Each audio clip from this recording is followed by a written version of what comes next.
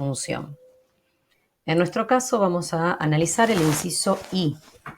En este nos dan una función por tramos, f de x igual a 2x cuadrado menos 2x menos 2, si x es menor o igual a 2, o menos x más 4 si x es mayor a 2. Antes de empezar con este análisis de crecimiento, lo que vamos a ver es que tiene como dominio todos los reales, porque está definida por un tramo que es una función cuadrática y otro tramo que es una función lineal. No tiene ningún tipo de problemas esta función. Ahora bien, sabiendo que tiene dominio real, lo que nos vamos a preguntar es si en ese corte de tramo, si en x igual 2, la función es continua. Para eso analizamos los tres ítems de siempre. Averiguamos la imagen de 2, que en este caso la reemplazamos, está definida en el primer tramo, así que lo reemplazamos acá en la función cuadrática y nos da 2. Luego analizamos el límite de la función cuando x tiende a 2 por izquierda, que sigue estando en el mismo tramo, en los x menores que 2.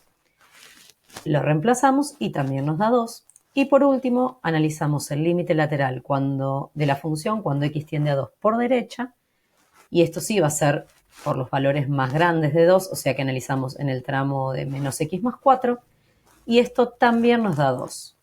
¿Qué significa?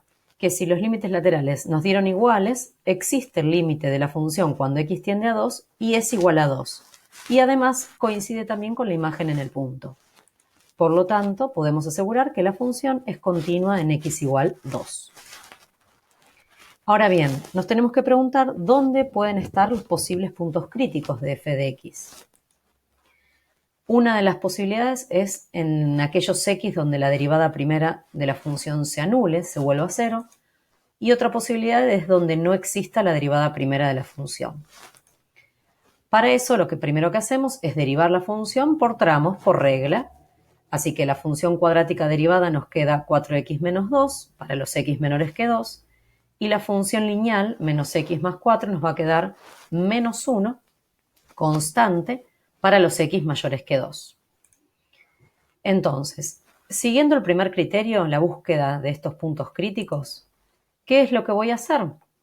Igualar cada tramo a 0 para ver si existen puntos críticos. En el primer caso, igualo 4x menos 2 a 0 y puedo despejar el valor de x, que es igual a 1/2. En este caso ya encontramos el primer punto crítico. Como segunda medida, voy a igualar el segundo tramo de mi función, de mi derivada, perdón, a 0.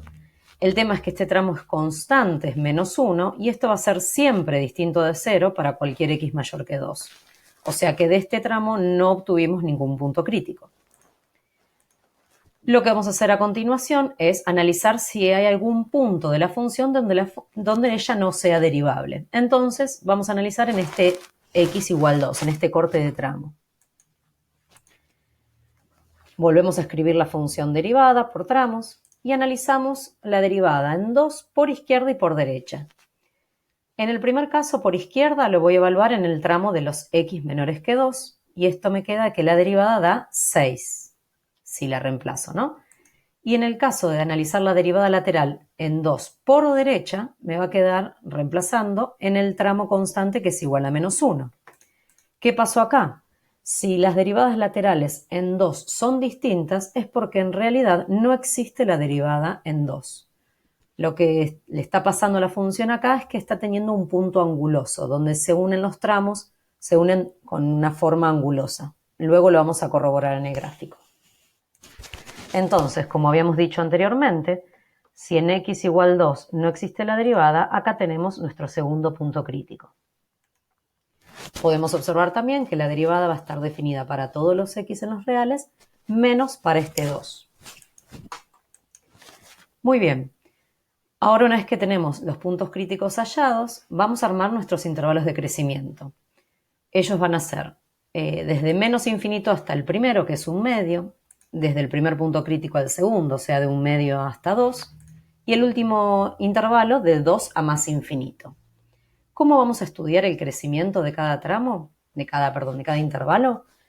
Analizando la derivada primera y la evaluamos en un punto dentro del intervalo. Eso podemos elegir el que querramos. En mi caso yo elegí el 0 como un punto perteneciente al intervalo de menos infinito a 1/2.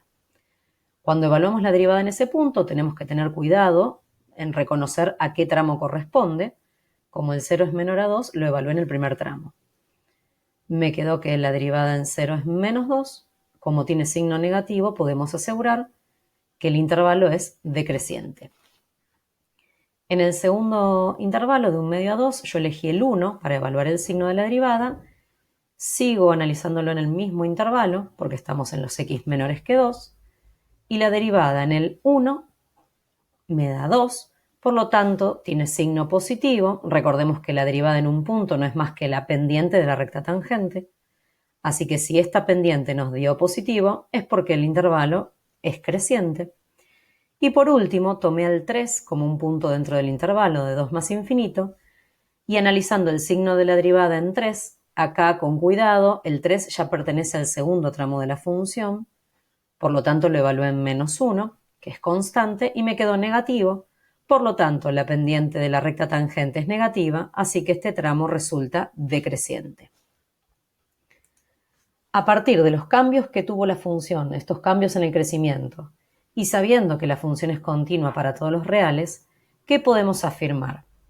Si miramos el primer tramo hasta 1/2, la función decrece, y a partir de 1/2 comienza a crecer, así que sabemos que va a tener un mínimo relativo en este punto crítico en 1/2 y la imagen de 1/2.